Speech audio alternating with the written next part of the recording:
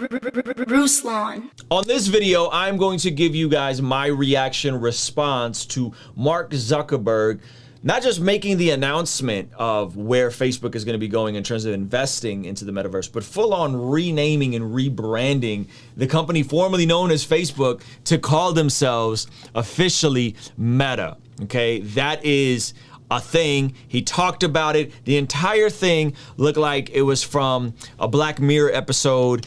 It was very creepy.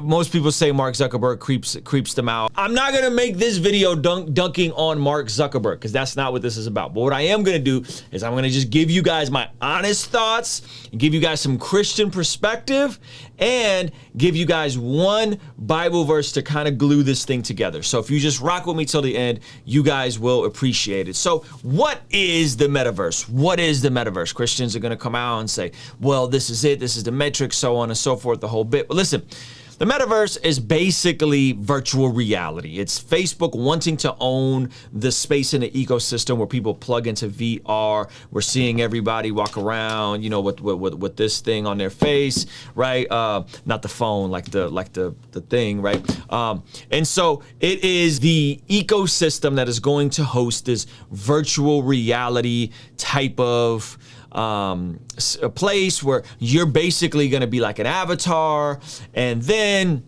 you are going to be doing your Zoom meetings in there and hanging out with your friends in there and doing all these things inside of the metaverse, right? And you got guys like Gary Vee, who I tend to be a fan of, coming out, you know, super excited about it. And of course, you have the Christians coming out with the satanic panic marketing, just making it more intriguing to people that aren't Christian, which folks keep falling for it. It's ridiculous. But let me just give you guys my assessment. Now, so off the top, let's just think objectively about Mark Zuckerberg. Is Mark Zuckerberg liked by the media, by you and me? Do you like Mark Zuckerberg? Honestly, before you get into NFTs and this being a hustle, do you like Mark Zuckerberg? Do people like Mark Zuckerberg? Okay, just ask yourself that question. Second question is, I would ask, is, does Facebook have a popular reputation right now? Honestly, think about that. Does Facebook have a popular reputation right now? Is Facebook a company that we look at and we go, yay, Facebook, they've added so much good to the world? Do we look at Facebook and go, man, that's that app that your grandma and grandfather's on. Instagram is kind of annoying to deal with. They didn't switch up the algorithm. They're really just competing with IG Reels. And Facebook, they tried to do the YouTube thing, then they stole the stories from Snapchat, and they just kind of just take, right?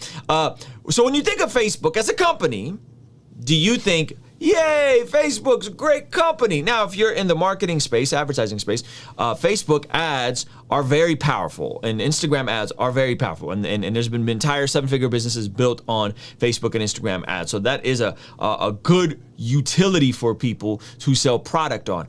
But my question to you guys is, are Facebook and Instagram popular in the consciousness of people? That is the next question. So just think through that for a bit, right? Or is there a lot of scrutiny in terms of the things that they're going through? Is there a lot of people irritated with them? I don't know. Is Congress irritated with them? Is the Senate grilling Mark Zuckerberg? Is there always something coming out in the news? Things like, oh, hey, we know that we can create a better experience, a more positive experience on Facebook. And we actually did that by tweaking the algorithm. But then after the election, we just let it go back to normal, which is meaning that most of the stuff you're going to engage in on Facebook is going to be toxic, negative stuff to keep you there longer, because Facebook knows on their algorithm that to keep you there longer, they got to put the most combative, nasty stuff in front of you to keep you there longer. Why? So you can watch and see more ads. Why? So they can make more money.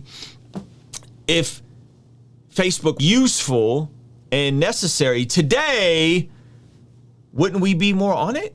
I mean, like we're doing this on YouTube, right? So just as we're thinking through these things, I think it's important for us to establish just the reality of this. Now, I got a Bible verse coming for you guys. Another thing I think it's important to note is the more you find out about people who run these tech companies, the more you find out they actually really limit their consumption on these tech companies or these tech products. The most obvious example was Steve Jobs, who created the iPad, yet wouldn't let his children use the iPad. This has now became an entire world where you now have companies coming out, a company called the Wise Phone. In response to the smartphone, somebody came out with the Wise Phone, and all it is like a camera, the notepad, and I think text messages and super basic stuff. You can't have apps on it, can't be on social media. I don't even think you can do the internet on it. This is literally a thing. It's like a $300 phone. It's out now. So as people are gassing up Mark Zuckerberg and saying Meta is the future, I see society intentionally shifting away from being on technology. By the way, not everyone's on social media. 2, I see the technology companies giving you reports of how much time you've spent on your screen this week, and hey, you spent too much time, you should decrease it. So even the technology, the hardware companies saying, hey, pull back from this. There's people that are intentionally getting off of social. If I wasn't an influencer or a personality or whatever I am, public figure, I probably wouldn't be on Instagram, if I'm honest with you guys. I definitely wouldn't be on Facebook, wouldn't be on Twitter. I don't know, this is, kind of a time zap. So if we're looking at these platforms, my question to you guys is, do they serve a practical utility today? And is the metaverse going to serve a practical utility tomorrow or in the next 5 years or in the next 10 years? I'm not talking about improving the quality of a Zoom call. I'm not talking about you wanting to play the meta version of Call of Duty occasionally, or you wanting to play 2K in the metaverse occasionally. I'm asking you as a consumer, is Mark Zuckerberg actually solving any problems, or is he creating new ones? Think about that for a second. Why did Facebook blow up? Well, because MySpace was, which by the way made a resurgence now. I forgot what it's called. I think it's called Hey Space now. Crazy that happened this week. But MySpace became a little too like HTML-y and a little too busy. And so then people said, oh, I need something cleaner. And they started Facebook. Why? So college kids can connect. There's a utility to it. And then as it blew up, then they kept doing more things to connect people. There was a utility to Facebook. Right? And then they started figuring out algorithms and cracking things. And the more it grew and the more they went public and the more they needed it, it became less of a utility and more of a nuisance. More of you losing your friend from high school because you guys got different political ideologies and now you're fighting over fill in the blank, right? And so my question to you guys is, remember, great entrepreneurship is actually about solving problems. Sometimes it's about solving problems we don't know we had. So, interestingly enough, The Verge put out this article today from the CTO of Facebook. You can't make this stuff up. Or excuse me, Meta. Andrew, I don't know how you say his name, Bosworth, warned employees that creating safe virtual reality experiences was a vital part of its business plan, but also potentially impossible at a large scale. In an internal memo seen by Financial Times, apparently he said he wanted Meta virtual worlds to have almost Disney levels of safety, although spaces from third-party developers could have looser standards than directly Meta-built content. Harassment harassment or other toxic behavior could pose an existential threat to the company's plans for an embodied future internet if it turned mainstream consumers off from VR. At the time, Bozeman said policing user behavior at any meaningful scale is practically impossible. That's what they just said. So everybody's like, oh, Web 3.0, Meta, oh, right? And I'm like, okay, well, slow your roll a little bit. What problem is this actually solving? Like the smartphone solved a lot of problems. That's why we all have one.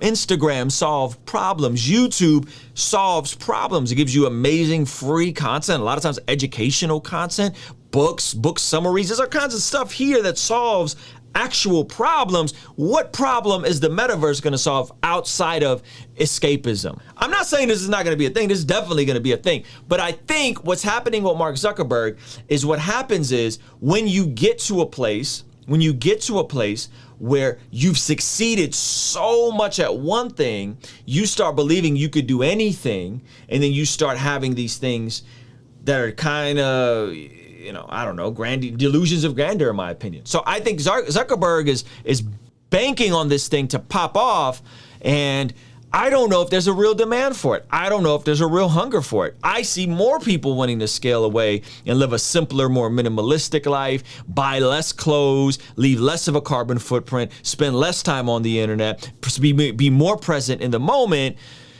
And he comes out with something like Meta. That's just my positioning on this. In terms of, is this actually going to be a utility? And I'm not talking about like playing a video game or checking it out. We're all gonna do that.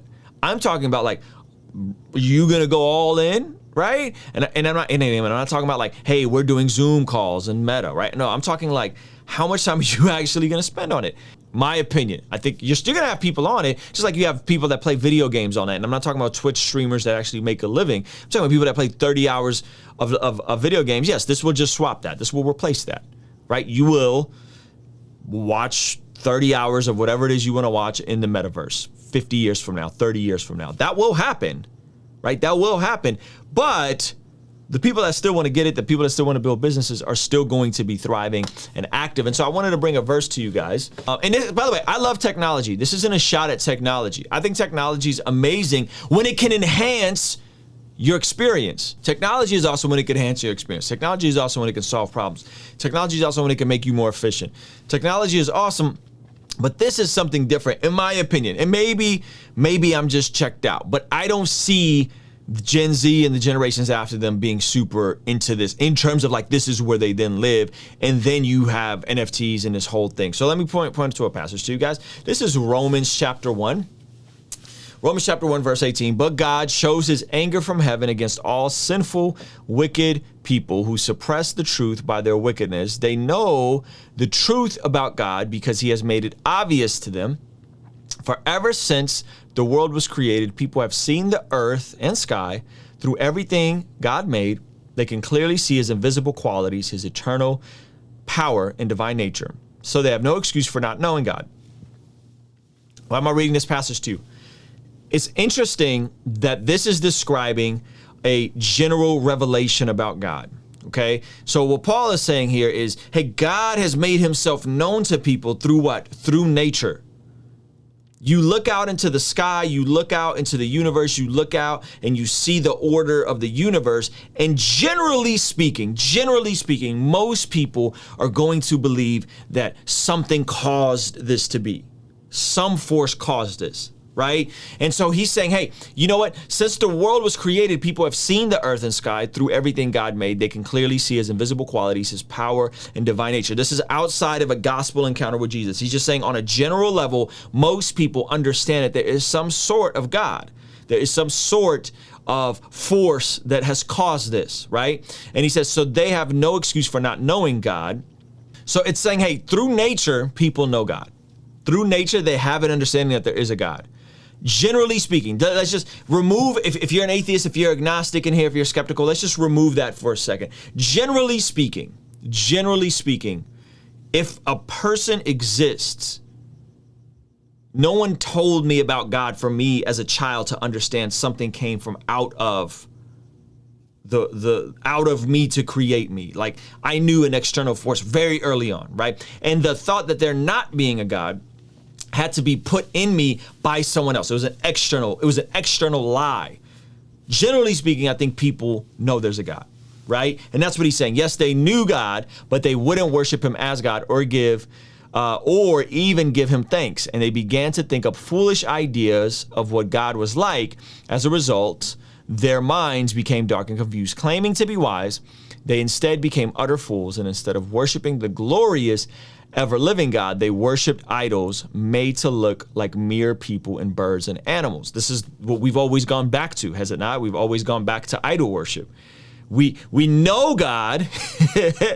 We know there is a God. And so what do? Well, we're going to make idols for ourselves. We're going to make our attempts.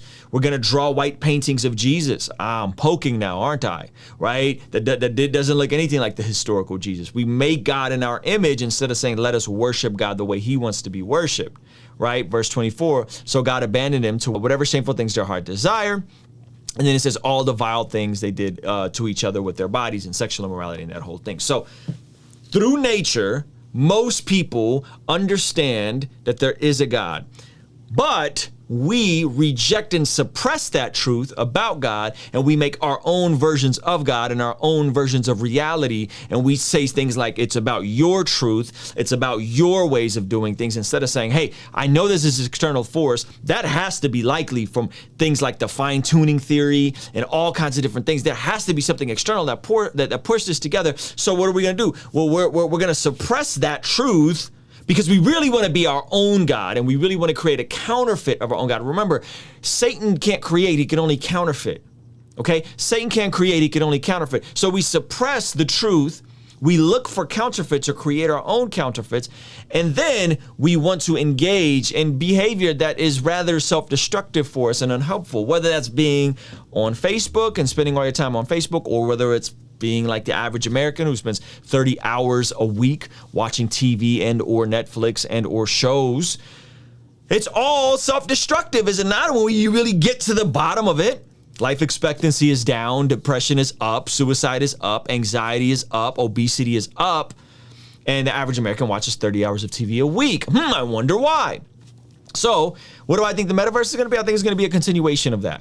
I think it's going to be us continuing to suppress the truth of God that we can get to know through nature, that we could ultimately get to know through the person of Jesus Christ, right? Because we look at nature, we say there has to be a God, and then we just deduce it to the most logical conclusion of, hey, there was this resurrection event that split history in two. And so as everyone is being afraid and scared and this whole thing, just know that like brilliant people have gotten it wrong before. Just know that engineers, technology people, they've gotten it wrong. Gary Vee has gotten it wrong before. And so I think what will the metaverse be? I think the metaverse we will be a continuation of what we're already at. I think it'll be a continuation of people squandering their time and some people using it responsibly. Me and my wife, we watch a show a night, maybe. Sometimes we'll binge watch a couple episodes, but we're not immersed in our entire being where 30, 40 hours of our week is spent watching something, right? And so when the metaverse comes around, maybe I'll pull up and I don't know,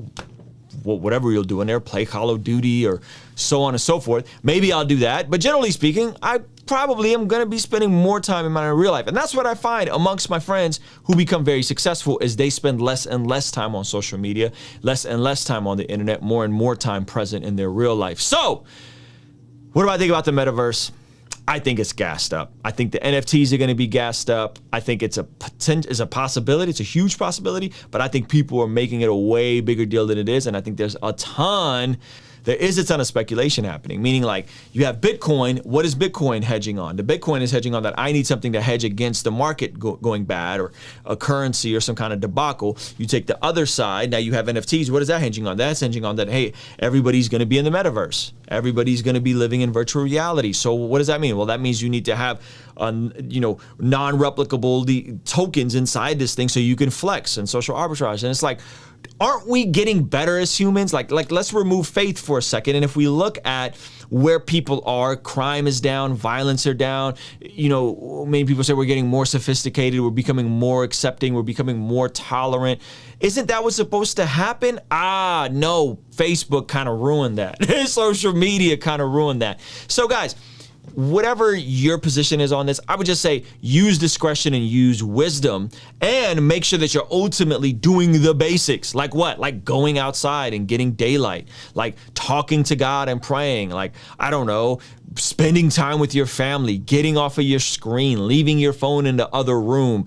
Do the basics, and how you engage in the metaverse, I think there's probably going to be a way to engage in moderation. That's if it even grows to the point where it replaces the internet and becomes internet 3.0. I think it's possible. I just don't know how likely that will be. And I think there's a lot of people speculating that want to make money, like a Gary Vee. Shout out to Gary Vee. We follow each other on Instagram. I know Gary, but I think there's more of that and less of there's an actual value and a problem being solved with the creation of this. See, Internet 2.0, which was social media and the smartphone, actually solved a problem. What problem does this solve? It doesn't. It creates more problems. So what does that mean? If it's going to create more problems for you, most of us are probably not going to go on this thing wanting more problems. It's the reason why a lot of you guys aren't on TikTok, because you're like, yo, I already spend too much time on Instagram. I already spend too much time looking at my phone. I'm not going to go get TikTok, right? So that's literally the feedback I hear from a lot of people. Like, I'm already doing other things. I have no time to be active and engaged on social media. So I'd rather just not open that door. I think we'll have that same perspective, right? Whereas I think a YouTube, obviously I'm invested here. We got the amazing plaque behind me. I think on YouTube, it serves as a more practical utility. You can get an education on YouTube. You can get inspiration on YouTube. You can get actual free training on how to change your body, so on and so forth. And I think as people keep moving forward, I think the need for escapism is going to shrink.